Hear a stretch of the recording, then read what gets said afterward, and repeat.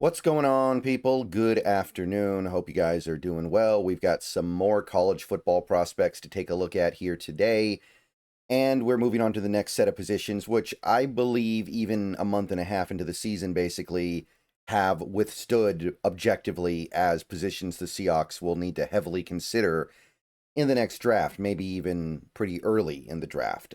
This kind of wraps up our offense look here. We've got wide receiver, we got center, and we got right guard. These are the positions I could see the Seahawks using relatively high picks on.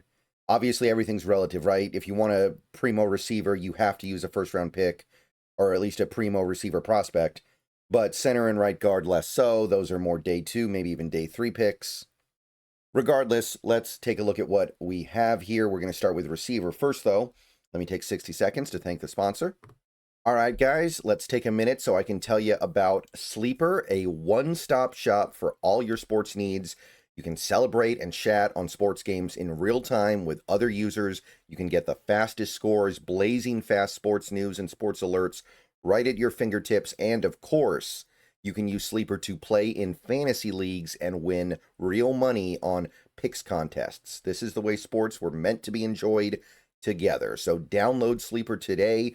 Use promo code SBN to get up to a $100 match on your first deposit. And you can pair that with another promo they have right now where you can get a $20 entry free with no deposit required. So get both of those things going. Terms and conditions apply. See Sleeper's terms of use for details.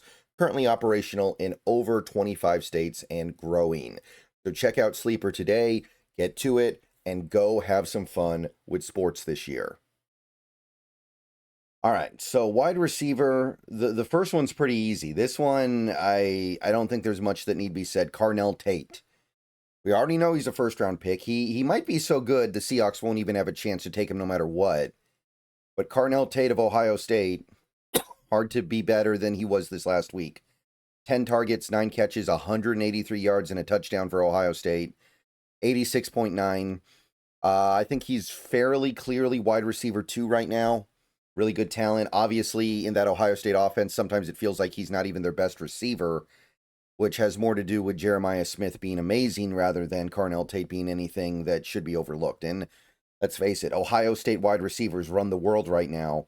So why wouldn't you try to get involved on this next one? And I think that this guy's going to be able to be pretty versatile in the NFL. I think he'll be able to play outside and inside. So there's a lot of appeal here. Definitely a player I would be targeting in the first round if he was somehow there, which at this point I don't think he will be. Casey Concepcion of the A&M Aggies.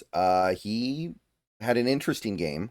Only 4 catches on 7 targets, which is not, you're not terribly excited about that, but 61 yards, 2 touchdowns, and he also got 2 carries, so he's a jet sweep guy for 16 yards.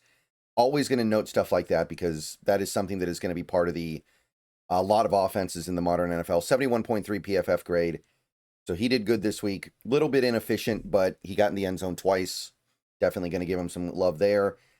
And here's a big game from a guy that we've talked about a little bit before, but this was definitely a big breakout game for him for Louisville. Chris Bell.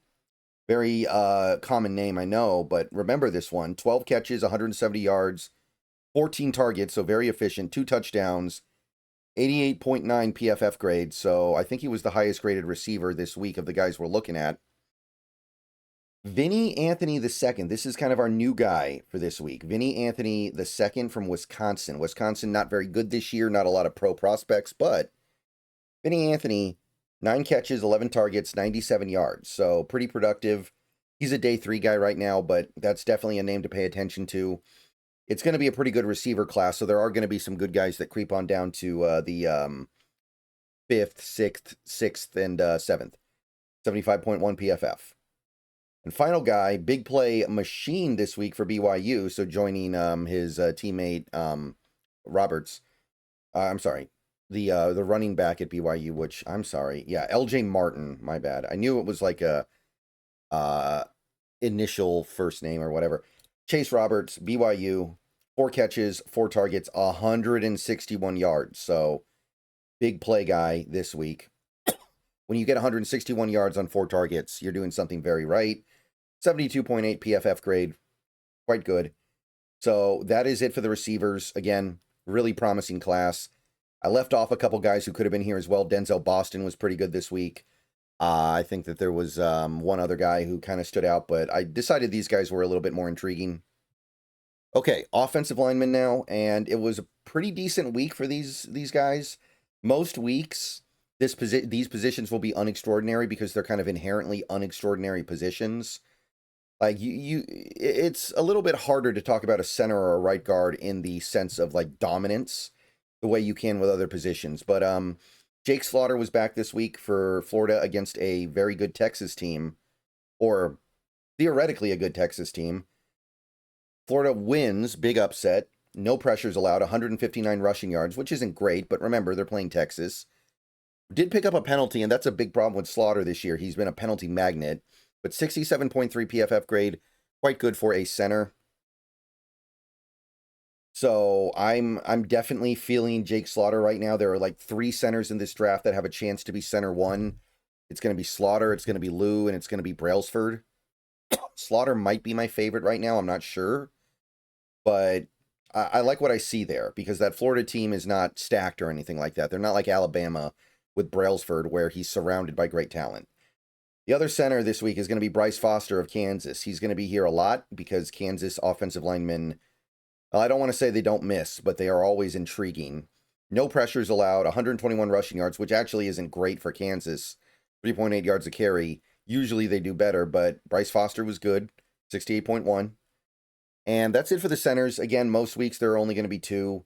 There's going to be a lot of opportunities where there just isn't a lot to talk about, especially during some of these bye weeks where you just have guys sitting out. Like Oregon has that center, but he didn't play this week, so it's tough. Okay, right guard. We got 3 guys this week. Not the blue chippers right now. Not that there's really such a thing as a blue chipper right guard, but Kobe Baines of Kansas, no pressures allowed from his spot. Kansas ran the ball okay, but 63.5 PFF. And again, usually when it comes to right guards, I don't think PFF's going to usually rate them highly because it's hard to go over the top as a right guard. Like usually you just do your job and that's about it.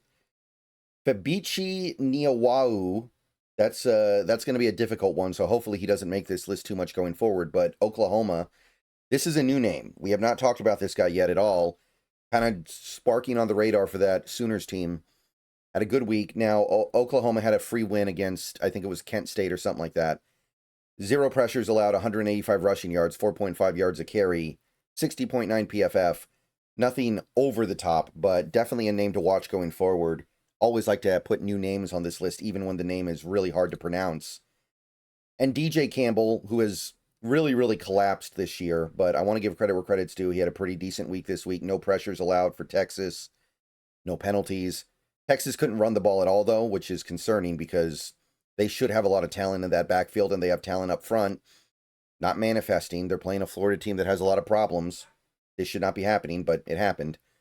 65.6 PFF grade, though, pretty decent. That's going to do it for your offensive linemen. That's going to do it for the offense. Next video, we're going to look at some defensive guys, and let me know what you think. I'll see you guys soon. Go Hawks. And if you're watching this video shortly after upload, the Mariners game is still going on. So if you care, definitely go finish that out. All right. See you guys later.